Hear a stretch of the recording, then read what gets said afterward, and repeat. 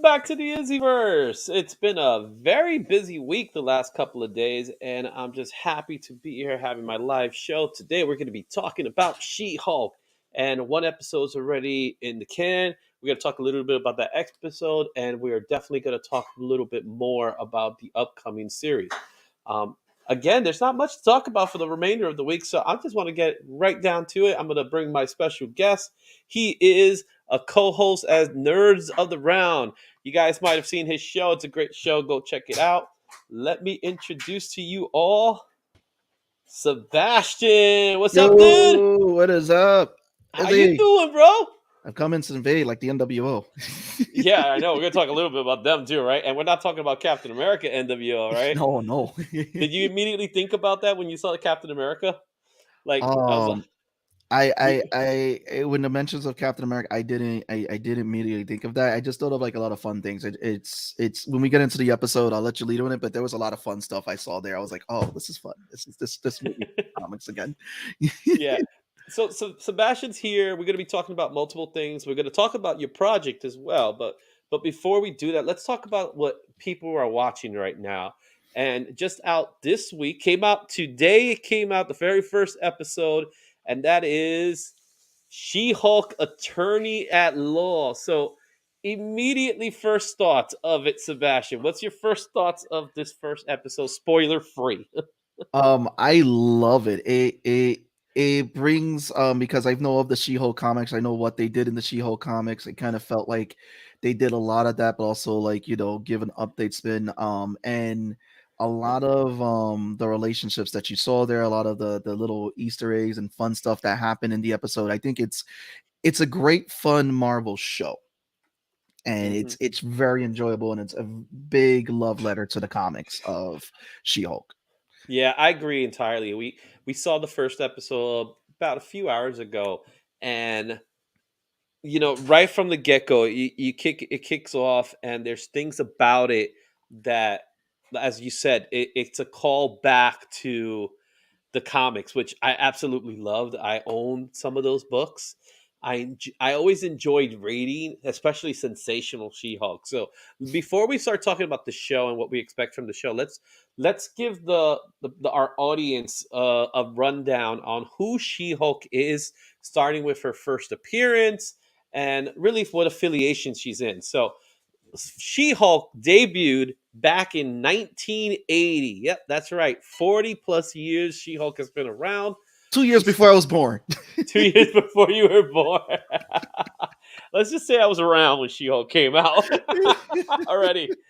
So She-Hulk, yeah, I was 4 when She-Hulk came out. Um, so she comes out, and immediately she's what we call a derivative character. And what that means is that she is an extension of another character, being the Hulk here, right? Which is it's pretty much taking up like Spider Woman, Batgirl, um, well, who else we got? What other Yeah, it's Supergirl? So she's part of that kind of group, and what's interesting enough is that she was created by Stan Lee and the great John Buscema. Um, do you know the history behind her debut? no, I don't know the history behind her debut. I just know that she was always one of my favorite characters in the comics from when she appeared. But as far as her, you please school me, Izzy. Yes, I'll tell you a little bit of the story about how She-Hulk came about. So, as I mentioned, she is what we call a derivative character that's based off of another character, and her sole purpose was created really for the Incredible Hulk TV series. So, the Incredible Hulk TV series was a very popular TV series that ran from the 70s all the way to the mid 80s. There were some tie-in movies that followed, which we got our first glimpse of Thor and Daredevil in those movies, and they're really fun to watch. Not really good, but Oh fun to God. watch, right? Cult classics to say the least, right? But what ended up happening with her particular character, she was created by Stan Lee because they wanted to make sure that no one took the name away from them. It's kind of Mm, stupid, but think of it in the sense of Shazam. yeah. Now, if you know anything about Shazam, his real superhero name isn't Shazam. it's Captain Marvel, Yep. right? But Captain Marvel's owned by DC Comics and not Marvel Comics. There's a spoiler alert for you guys who don't know your comics, but but in her particular instance, they wanted to ensure that they could own the rights to the name She-Hulk. Now they knew they were going to call her Hulk Woman, which will sound ridiculous thinking Could you about it. imagine? Imagine Hulk Woman. Um, so they ended There, up utilizing this title, and that's how Stan Lee created her. He only wrote the first issue. He didn't really write the remainder of the issues. He wrote the first issue. It was one of his last creations, and in fact, he didn't create another character until the '90s with Ravage 2099. So for Marvel at least. But in this particular case, She Hulk, Jennifer Walters, is in an accident, which they touch upon in the show, and she was dying and she needed a blood transfusion, and Bruce came in play and he gave her a blood transfusion. In the show, they did it slightly a little different, but pretty much the same story here and there. Um, She Hulk is what's also important to note about She Hulk is that she has a lot of affiliations. Most notably, she is the fifth member of the Fantastic Four. hmm Right now, you guys are probably saying, how can she be the fifth member of the Fantastic Four? Let me explain. The Fantastic Four is made up of four characters, and Ben Grimm, the Thing, at this time decided to quit the group. He decided to quit the group, and obviously they needed a fourth member. And John Byrne, who was writing the Fantastic Four at the time, who his he is more attached to She-Hulk than any other artist writer out there. He decided to bring her in. He always liked her, and he brought her into the fold, and she became a member of the Fantastic Four. She became the powerhouse of the Fantastic Four, and it was actually a pretty good run. All right. Another group that she's mainly associated with, two groups in particular, are the Avengers, which is she's a big part of, and another group which is considered a female superhero group, which she's a part of, and that's A Force. What do you know about them? I know A Force was definitely in later years. It was an all Avengers female crew. We had a Captain Marvel and all that was there. It was I believe with A Force, it was Marvel's attempt again with showcasing female superhero characters, and they weren't in the shadows of their male characters, male Yeah, counterparts. and we saw a little bit of that in Endgame. Yeah. So when we get to Endgame, when they come back, they did this little piece where all the women get together to beat up. That was prelude to what we will later be known as the A Force. But she was a prominent member of the A Force team. So so now let's talk about the fun. What makes She Hulk very different from the Hulk? All right. Oh man, there are so many things that make her different from the Hulk. Yeah. So let's talk a little bit about her. She has similar power strength. She does hulk up upon getting angry, but what's different about her is that she has more control of it, right? So what can you share with me, Sebastian, about She-Hulk in particular that one some I guess you like about her too?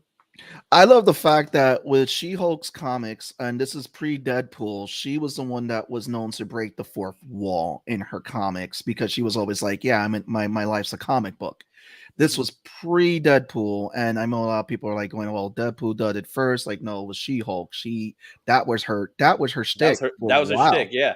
Yeah, and that goes back to that first one we see, that bright green one. That cover right there. I remember picking that book Mhm. up in the comic book store, right?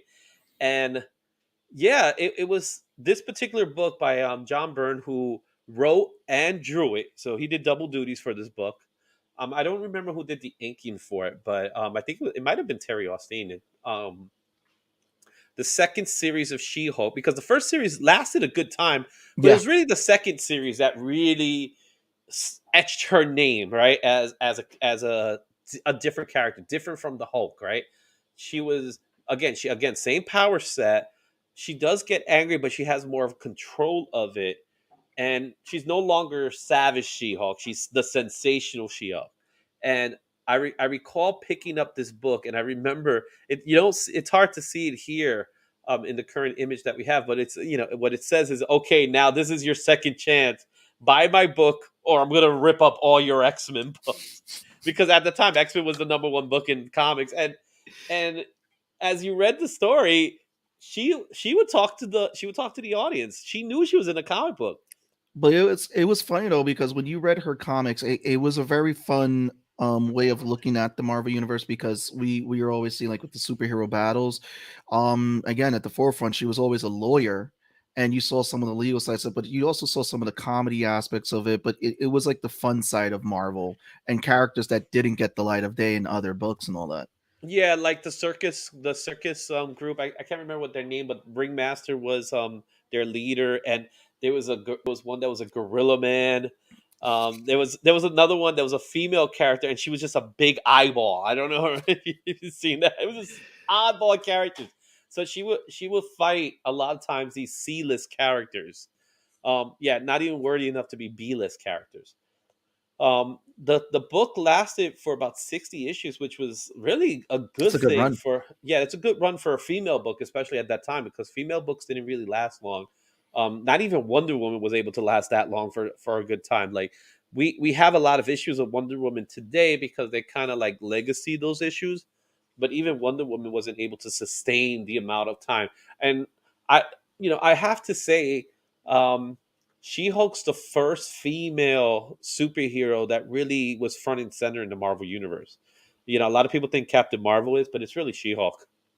Captain Marvel, really, she inherited that title from the late Captain Marvel, because she was always known as Miss Marvel for a long time. She-Hulk, for me, she stood out a lot as a character, not because of the green hue. It's just she was just a fun character, and what she did in her comic, she wasn't just another knockoff character that took the title of like Hulk and all that, because she actually really, through all her comics and iterations, came into her own. She was Like, her own yeah, character. The only thing she shared with Hulk was the fact that they both had Hulk in their name. But the she, DNA, they're yeah, cousins, right? that's it. But it's other than that, she was her own character. She was always fun. Um, she wasn't always a character who was afraid to get down and dirty, and she did her thing. It's like, she was a great, not alternative folk. She was just a great new character created. That was it. Hmm. Yeah, and it was John Byrne who really made her what she would become. And the other person that's greatly associated with She-Hulk that a lot of people don't even know is Dan Slott. That's that second issue we see here that came out in the 2000s. I want to say sometime in the mid to early 2000s. The She-Hulk comic book, the third version of the She-Hulk comic book, which still stems from a lot of the same tropes that the sensational She-Hulk did. But what Dan Slott ended up doing here was he focused primarily on her lawyer side, which was a big deal, in particular, because now she's a lawyer, and she's always been a lawyer, but they never really touched upon that subject in the previous versions of it. But here in that particular book, they they went into it, so it became a lawyer. It became a lawyer comedy in the same respect as an Ally McBeal, because there's a lot of comparisons to Ally McBeal with She-Hulk. So picture the Hulk and Alec McBeal, and there you have She-Hulk. Um, But it was funny though, because that run actually created a lot of memorable moments, like the whole moment when there's a room of superheroes and Moon Knight's in the room, and She-Hulk goes, "Is that Moon Knight?" He's like, "Oh crap, a lawyer." So you get a yeah. lot of those moments in there, and then like you see like characters that were like villains at one point, like it was like one of the thinkers like creations, but he's a Mhm. secretary that's there, and he has like a name, funny looking name tag. So these were just some of the things that's like, oh man, if they were ever to bring this into the show, it's just going to be just a phenomenal show. But it's just Yeah, awesome. the closest thing I could think of would have to be Harvey Birdman, Yes, right? It's like she was it's Harvey Birdman before Harvey Harvey Birdman. Birdman, exactly. So she really was. Um, One thing you did mention that we definitely need to talk about is the fact that she broke the fourth wall. She was one of the very first characters to do that, to the point that she would make fun of even the artists, like the other, like, take a look at this panel. It's like, what, Byrne? What kind of game are you playing? And it was, and it's like I go, Deadpool's funny when he does break the fourth wall because he's a comic, but a lot of people, it's like it wasn't his shtick. It was a shtick that was taken from She-Hulk. She-Hulk was doing that, and it was a, like as you see right here, it was a lot of funny panels like this. It was a lot Yeah. of funny panels teasing fanboys. It was a lot of funny, like you said, with the X-Men comics, like, oh, you don't buy this, I'm gonna rip up your X-Men comics. Like, come on, it was just all fun, tongue in cheek, which also, again, this was what separated her from the Hulk. Mhm. She was a A- fun character. And that's exactly what John Byrne was going for, because when he was asked to make a new title, he was told, "You want to make a new title?" He said, "Yeah, let's do She-Hulk." And they told him just like this: "It's like, make it different." And this is what he decided to do. He decided to take the comedic route. John Byrne is what's great about John Byrne. He's most notably known for his X-Men comics, for Fantastic Four, for Superman. The stuff he did on that was just amazing and great, and a lot of seminal runs come from John Byrne's comics. Um, and in this time, he was in a quiet time. It's not to say that he wasn't doing work, but he was more in a quiet time, and it was his opportunity to really expand his wings, really, as an artist and more importantly as a writer, because he was able to do the double duties. And as you're reading his books, you could tell he was just having fun. Yeah. He was just having a blast doing it. And this is a good example of breaking the fourth wall. Yes, she even breaks the fourth wall when it comes to variant covers. So we talked about Deadpool there, and there you get to see the Deadpool part of it all. And it's so funny because Deadpool's known as the Merc with the Mouth, but he's also known for breaking the fourth wall. And it's a little sad that, for me, it's a little sad that She-Hulk is not getting the credit for being the first to do it when she should be getting the credit to be the first to do it, because she did it in the comic books. Yeah. And sadly enough, it's just the way things go. And now Deadpool's doing it, but whenever you put these two together, which I hope we get to see that in an Oh MCU man, version. could you imagine just having Ryan Reynolds just there as Deadpool and the She-Hulk, and then have them both look at the break the fourth wall? I Together. mean, yes, just together in one scene, just them both doing that, and that would send fans nuts, because again, she is a fun character. She did it before Deadpool, and I know a lot of people love the Spider-Man and Deadpool bromance, but what you see with She-Hulk is she was one of those characters that also too had a lot of relationships with a lot of characters, whether it be romantic or Mhm. friendships, family, and everything. And that's what you get with this character. She wasn't hulking out, beating up stuff like Banner, who didn't have these relationships. She was the polar opposite of that. She had a lot of like with the, like you said, with the Fantastic Four. She was Mhm. part of that family. She's part of that extended Fantastic Four family. And even had her own costume mirror that when she replaced Ben Yeah. Grimm. And again, that's what's really great about the character. There's such a rich history with her. Mhm. Right, and let's talk a little bit about her lawyer side, because that's what the show's going towards. The show is called She-Hulk Attorney at Law, and here's this great image of her in an elevator, and Matt Murdock is there, and I forgot which character this is. Obviously, he's some Z-list character, but what was so great about Dan Slott's run is that he did take advantage of the fact that she was a lawyer, Mhm. and it gave the comics something that weren't there before, especially in the Marvel world, right? Um, let's face it, Law and Order rules television, broadcast television, right? I think they're at 30 seasons now. I can't believe the show's still on, and there's like a billion renditions of it. Um, everybody knows Jing, Yep. but she did it in the comic books. And, you know, yes, she's a lawyer. Yes, Matt Murdock's a lawyer. But in Matt Murdock's case, he's more of a serious lawyer, where she represents superheroes. Again, we talked about Harvey Birdman. And she's very much like Harvey Birdman, attorney in law. But what's great about it is that she also has this strong sex appeal about her, right? She's a strong woman, but she has a lot of sex appeal. Where obviously you see it a lot in the comics, and I'm assuming we'll see a little bit. We definitely see a little bit in the TV show, In the especially in some trailer, of the you trailers. do You see it do in the see a little in trailer. the trailer. Yeah, So one of my all-time favorite panels is her and Juggernaut just laid up in the bed, like, and then you just see the room just like destroyed after the aftermath. It's pretty hilarious. She again, she Hulk. Oh man, it's a special place in the heart because of her character, and it's gonna be interesting too because like I think a lot of people are expecting the seriousness of Daredevil in her show. Like, no, he's gonna be in her show, We're gonna see him interact with her because again, it's just her interaction with other characters. Just like when we see Spider-Man, a lot of us love Spider-Man with his interaction with other heroes. You get that with Mhm. She-Hulk, and you're gonna see a lot of that in her. I mean, just after watching this first episode, it is going to be something that again is different from the Marvel fold, but it's something that is much needed, and it's a very big love letter to the comics just by watching this first Mhm. episode. Yep. So let's get into that TV series now. So the TV series was launched. Before we talk about the episode, let's talk a little bit about this CGI issue. Listen, it's CG. I tell people this is the end of the because I got to study computer animation. And people have to understand CGI is not an easy thing to work on. It is tough. It's time consuming. Look how long it took them to really nail down Hulk's model. Like Hulk has gone through so many renditions. It's like we got the model, and I even think like even right now in this episode when we or in this series with She-Hulk, you do see even updates on the Hulk model. And CGI is always changing. And yeah, when they dropped the first trailers, I don't think the CGI was really too much was really that done, and it's always easy to go back in there to swap the model with an updated like with the renders and everything. Like it was the same thing with the Sonic model. Look how horrible that was. And That now was yeah, worse. that So was horrible.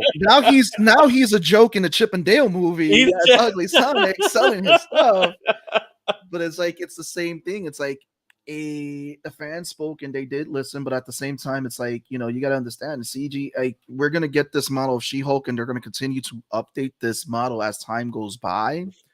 And it's just like this is the first time, unlike with Hulk, who's had how many models that they can really build off of. Mhm.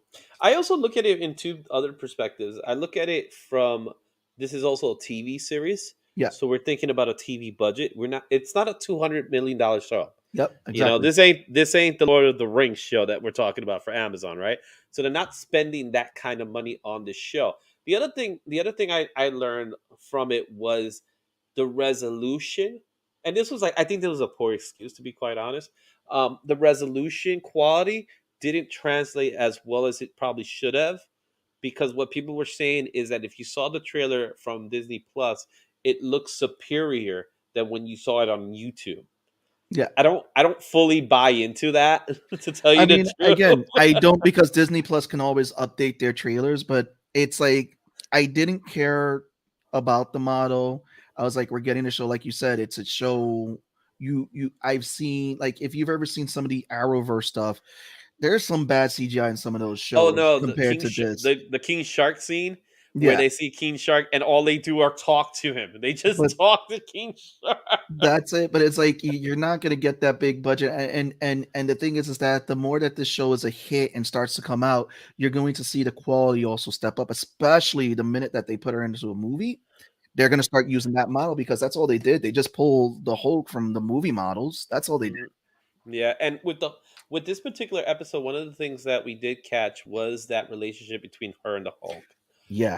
So we get the relationship between her and the Hulk, how it happened. So now we're going to go into spoiler territory here. Spoiler alerts. Spoiler alert for the first episode. If you haven't watched it, pause this video, go watch it. It's 37 minutes. It's really short. Um, it kicks off with her in, I guess, in a waiting room, I believe it is, or no, in an No, the office. office. It was in She's her in the office. office. She's in She's her in the office. office. She's in her office. Yeah, thanks. She's in her office, and right from the beginning, she appears to be talking to the screen, but we're not there yet at the fourth wall break. Where we are is that she's preparing for her closing statements for a court case, right? And then after it's set up that there's done, and she then mentions the fact that she is a Hulk. So this is really what we're seeing in her origin is really a flashback of where we are. But one of the things that she did was she did address the audience. She did look at the hey, that's right, I am a Hulk.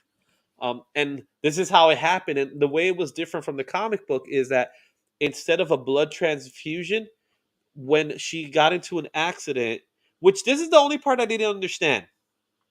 So help me out, help me understand this. If you do, they're in a car accident. How come he's bleeding?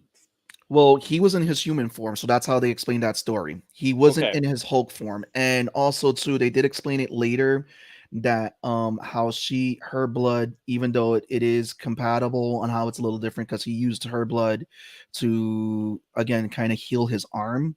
So Hmm. he's bleeding because of the car accident, which again we should mention the spaceship in the room in a few, but Yeah, which I have we I have have a theory. theories. We have I have my theories. theories, We have theories. and But I yeah, can't no. wait. I think this was it kind of sped up the process because we know it's a blood transfusion. A lot of people were worried how it's. I think it worked for the show because it's a quick explanation. Because it's like it just shows like the contamination of his blood and someone who's compatible with it. Because that's actually a nod if you go back to Edward Norton's Hulk, which is canon in Incredible Hulk. this. Yeah, and which what happened when people drank that blood and then You they mean got you sick. mean Stan Lee drank the blood? Yes. And so that's a nod to that. So that's already established what happens if you ingest Banner's blood and it made people sick or something. But for her, it caused a different reaction because they have that DNA. She hulked out, and I was like, okay, that's not to that. That's good. And again, it gives back to credit towards when the blood transfusion and everything. Hmm. Yeah. So of course she hulks out. She blanks out, and she goes on this little mini quest to find out where she at. She ends up in this. She ends up in this bar, and what I immediately liked about the scene was that she's in the bathroom, and the ladies from the bar see her. They don't question the fact that she's beat up. Obviously, they notice that she's beat up, but they're like, "Oh no, we got to fix you up, girl. We got to make sure you get Yeah, replenished." my wife confirmed that. She's like, that is so true. You go to the women's bathroom, you're like best friends for that minute right there. I was like, really? It's like, yeah. I was like, and I think that again that's a funny scene right there. It's really cool. Yeah, and afterwards, she's outside. She's waiting to see if Bruce will pick her up. And what's really great about is these guys are trying to pick her up, and of course, she's like, "I ain't having it," kind of things. Like, I'm just waiting for my boyfriend. And you see the guys like, "Come on!" And she hulks out in front of them, and you see the two guys hugging each other in fear. It was sort of again it plays later to foreshadowing with how she says like and it was cool because it's like right then when she hulks out you get that quick glimpse and then all of a sudden her cousin jumps in Exactly, with the Goldberg spear. exactly, right. And then they go into training, and he is such a dork, man. I I mean, I did love this training montage with showing their relationship because it really was like a cousin relationship. Hmm. Whereas like it was like a little bit cousin, a little bit siblings like that, and you could see it's a nod back to the comics with Jen's relationship with other people and everything.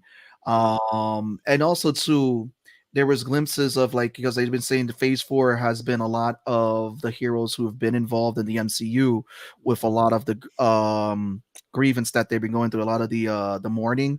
Hmm. You also get a little bit of that too in Banner's talking about Tony and you Yeah. see that and now it kind of hurt a little bit. It was sad because you could see him trail away. I was like, damn, he's like, yo, you lost it's like he's feeling he lost his best friend. But then Hmm. you get back into that playfulness when Jen pulls him back and all that and just the whole training for the Hulk montage.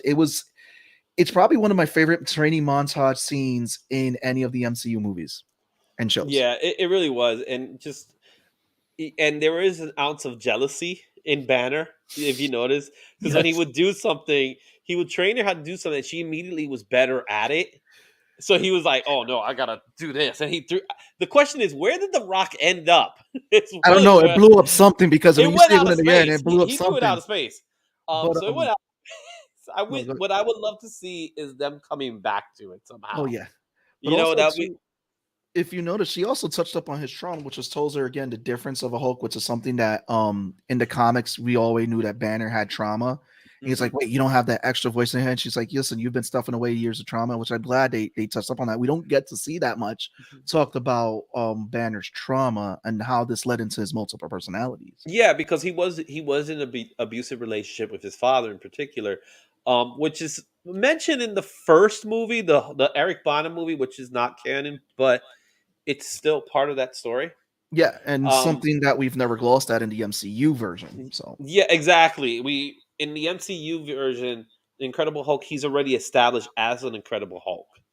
So here it's a little different, but yeah, that trauma's still there. That trauma still exists. Oh yeah, and Hmm. I love they touched up on that. But again, it's like how you said, the jealousy scene, the whole little fight scene that they had together Oh, that was during the great. it was Like douche. And they're fighting for real. And then when she does the clapping scene, that was funny. It's just like just figuring it out. It was like watching a newborn baby. It's like, oh, I could do this too. Okay, I was like, like when she first did it, like, oh, I don't have that power. But when she was like, let me do it again and again and again, that was great. And it was awesome seeing how protective Bruce was yeah, because he knew everything that he was going through, that he went through. He says 15 years I was trying to figure this out. And she's like, well, I'm figuring it out. I got it. And then he acknowledges afterwards, like maybe she does.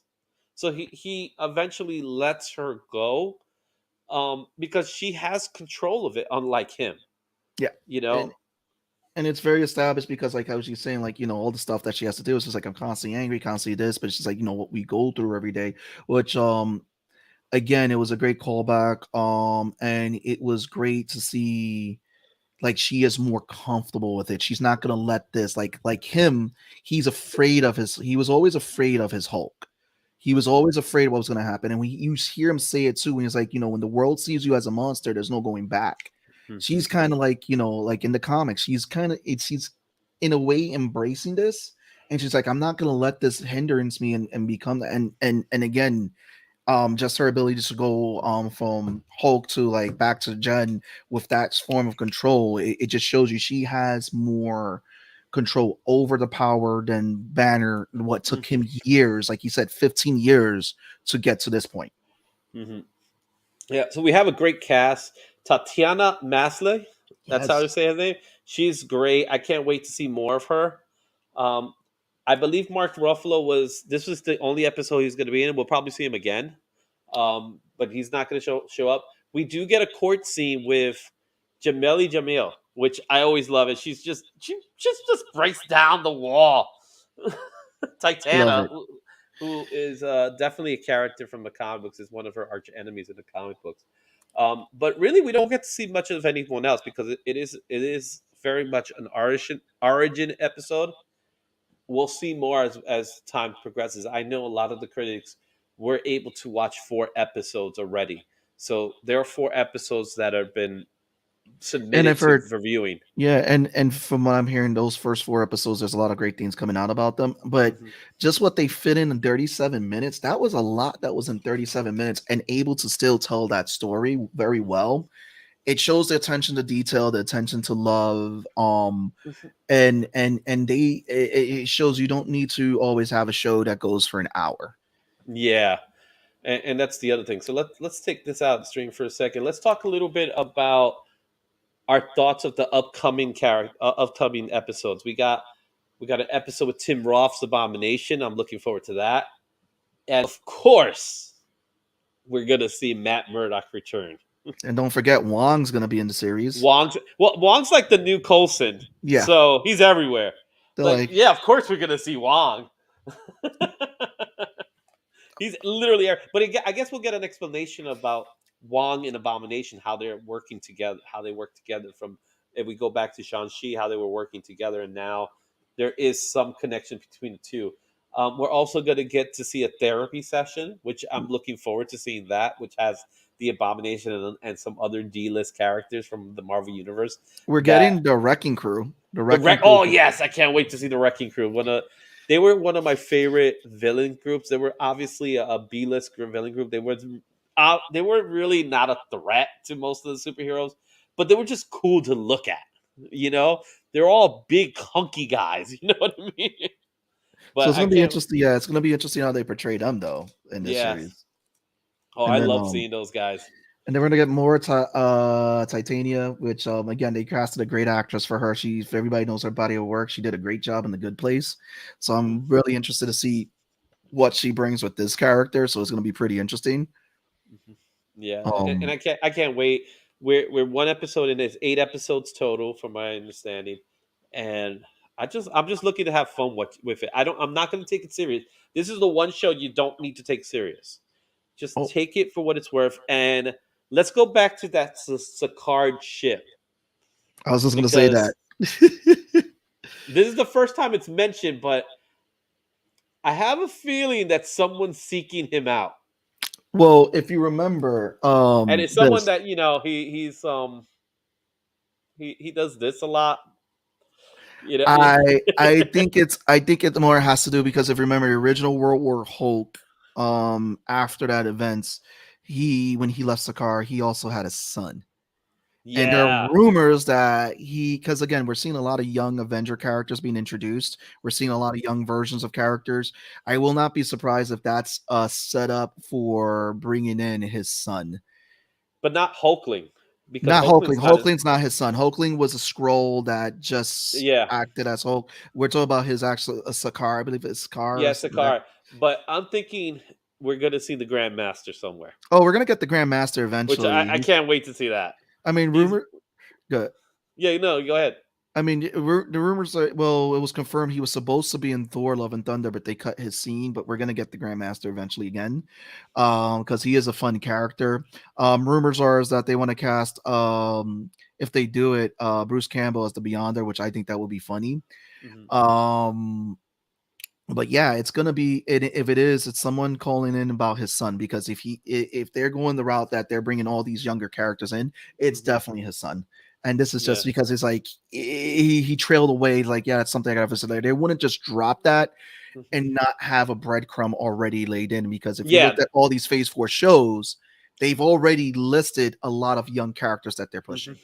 Yeah, and just for a little Easter egg, there was a QR code. So I don't know what the QR code leads us. I'm assuming it's going to lead us to the first issue of Savage She-Hulk. So look it up. It's in the, I believe it's in the bar. When she walks into the bar, you see the QR code. So guys, if you're watching the show, look for the QR code. Get yourself a free comic book in the process because that's where it's got to be She-Hulk #1. You know, I'm almost certain it has to be Savage She-Hulk #1. So before we end this episode, let's talk a little bit about what the main reason why you're with me today. You want to promote something that's coming up, guys. So Sebastian, talk to us a little bit about your promotion that's coming up. Oh yeah, so I've already been releasing them and talking about it. I've been deep in the lab working on this stuff. So my new webcomics called Concrete Combat. Chapter 1, Part 1, 2, and 3 are out on my Patreon. Part 4 comes out in September, the final part to Chapter 1. Concrete Combat takes place in a nice little neo cyberpunk world. Again, amidst some fantasy elements. You follow the main character, Micah Gordon, through his journey. Will his family's legacy break him, or will he embrace it and become the champion that he is? It takes place in this city called Citadel Utopia. I thought about mixing Citadel and Utopia together because, again, Citadel, you think of a fortress, Utopia, think of a land of Hmm. peace. This sport is actually used by 6 corporations to determine, outcomes of stuff and all that, so to prevent an all-out war for these 6 corporations that run the city in this big world. So it's like a huge, think like a super city or mega city. I go around, do Hmm. fun, colorful characters in it. I took a little bit of elements of basketball, MMA to mix them in there because it is a combat sport. Think Hmm. about these characters as real life gladiators. Like think about the Roman Colosseum Hmm. where you had your gladiators introduce entertaining the masses.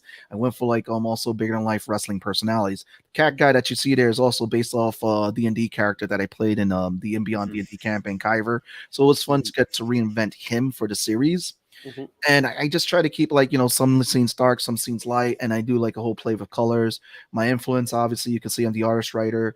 My influence is definitely anime and Hmm. cartoons, so it definitely plays a lot with the style. But that is Yeah. Concrete Combat. Cool. Awesome.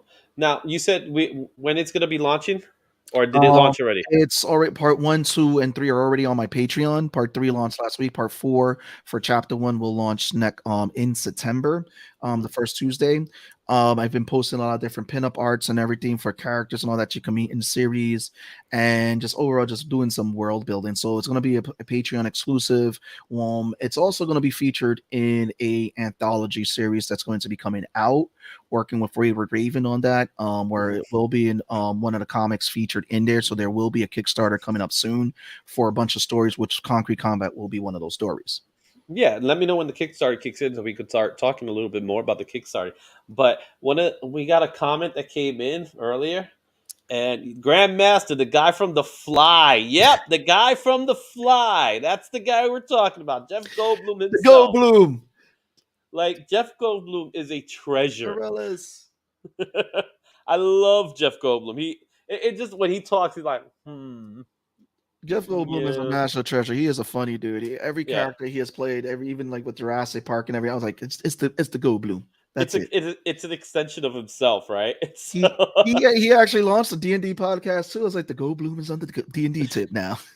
Have you ever got a chance to watch his TV series that he has in Disney Plus? No, I haven't. I got it. It's on the list. There's so much content. I make fun of this summer and call it the summer of nerd, like we're being sun, because there's just so much content that's been dropped and Yeah. continues to drop. Oh no, there's a lot like Sandman and Umbrella Academy. I have to catch. I got to finish watching Game that. of Thrones comes out this Sunday. Game of Thrones comes out. House of the Dragon that comes out this Sunday. And you know what? I'm not a Game of Thrones guy. I'm gonna share something that people probably stop subscribing if I tell you this, but I never watched it, and largely because I didn't have HBO when it came out. It was just a service I didn't want to pay extra for. Well, So that's good because you're not missing anything because this is a prequel it's a series, prequel series. so But you can then you got start from the scratch then you got the Lord of the Rings coming out. in September. Woo, very soon, less than 2 weeks. So there's a lot of content coming out. It feels like the salt. It feels like we're coming back to the fall season again of new TV shows and things like that. So I'm happy for that, and I can't wait to see all the other content that's out there. So with that being said, we're gonna wrap this episode up. But if you guys want to know, if you're watching live, we got a second episode coming up, and Sebastian's gonna be joining me for that one.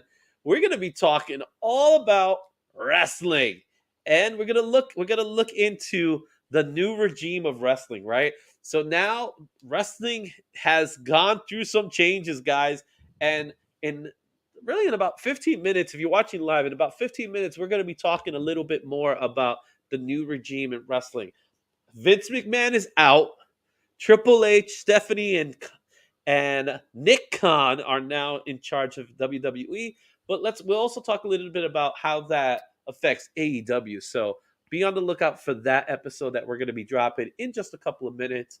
Until then, guys, we'll see you next time on the IzzyVerse. Thanks, Sebastian. We'll see you in a few minutes, man. Hey, everybody. Excelsior.